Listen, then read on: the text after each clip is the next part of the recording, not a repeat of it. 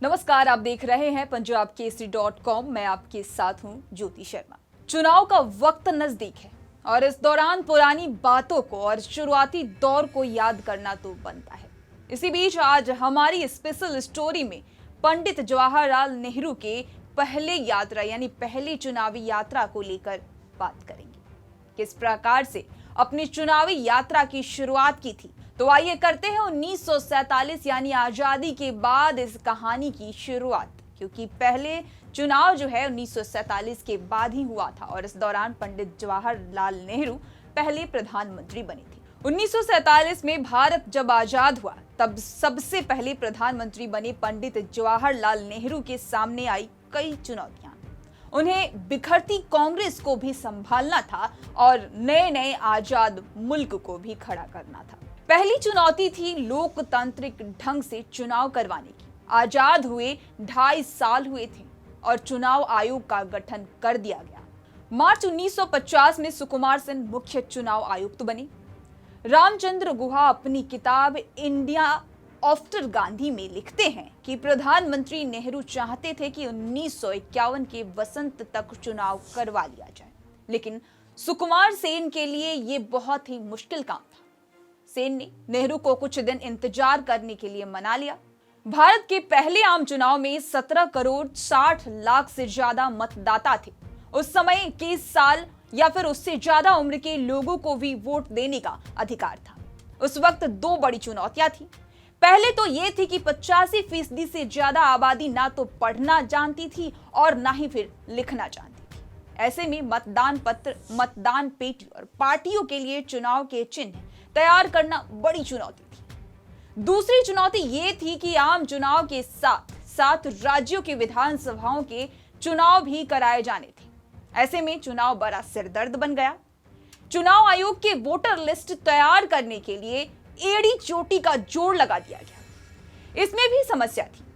ये थी महिलाएं अपना नाम लिखवाने से हिचकिचाती थी। उस दौर में महिलाएं कहीं ना कहीं खुद सुरक्षित रखने के चक्कर में खुद का नाम नहीं लिखवाती थी, तो वहीं अपनी जगह किसी और यानी कि मां या पत्नी के रूप में अपना नाम दर्ज करवाना चाहती थी। नतीजतन वोटर लिस्ट में 28 लाख महिलाओं का नाम काट दिया गया। रामचंद्र गुहा लिखते हैं कि भारत में जब पहले आम चुनाव की तैयारी चल रही थी तब दुनिया में काफी उथल पुथल थी। वियतनाम अपनी आजादी की लड़ाई लड़ रहा था। उत्तर कोरिया और दक्षिण कोरिया में भी जंग जारी था।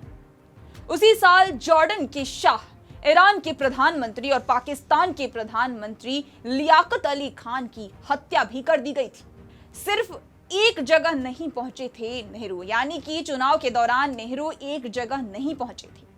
चुनाव प्रचार के दौरान नेहरू देश के हर एक कोने तक पहुंचे, लेकिन एक जगह वह नहीं पहुंच पाए। वो थी हिमाचल प्रदेश की चीनी तहसील।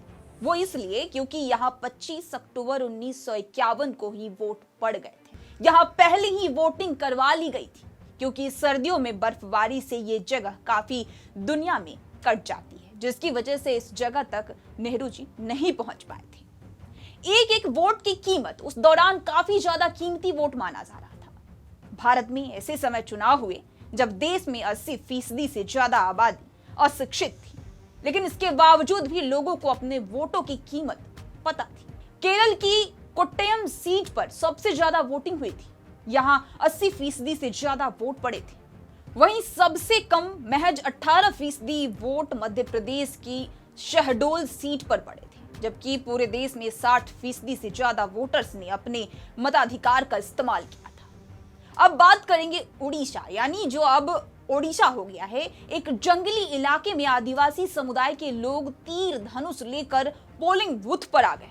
मदुरई में 110 साल के बुजुर्ग अपने पड़पोते के साथ वोट डालने पहुंचे थे। ग्राम महाराष्ट्र में 90 साल से ज्यादा उम्र के बुजुर्गों ने विधानसभा के लिए वोट डाल दिया था, लेकिन लोकसभा चुनाव के लिए वोट डालने से पहले ही उनकी मौत हो गई थी।